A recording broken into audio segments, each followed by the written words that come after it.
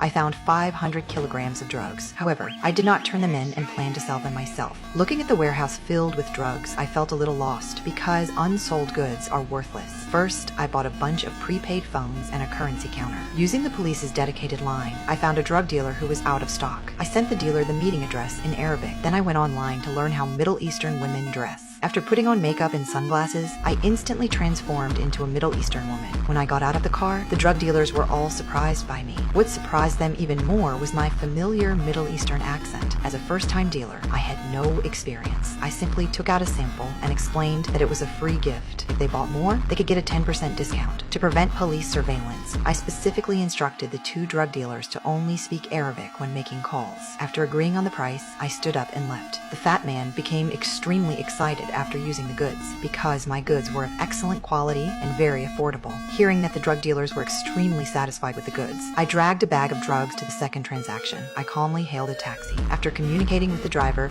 we headed to the transaction location. I knew the most dangerous place was the safest, so I chose the prison entrance as the transaction location. After the transaction was successful, my use of a money counting machine left the drug dealers speechless because they had never seen such a professional drug lord. Finally, it was the drug dealers' turn to inspect the goods, but they discovered an extra portion of drugs in the bag. When questioned, I calmly stated that the extra amount was a gift. Just then, a police car drove by. One of the drug dealers quickly zipped up the bag. Only I remained calm, greeting the police. My composed demeanor once again impressed the drug dealers. From then on, my quality of life improved dramatically as more transactions took place. The police began to notice that a new type of drug was flooding Paris. According to intelligence, they learned that all these drugs came from a Middle Eastern woman. Facing my colleagues who were seriously investigating the case, I remained very calm because they didn't know that I was the drug lord himself.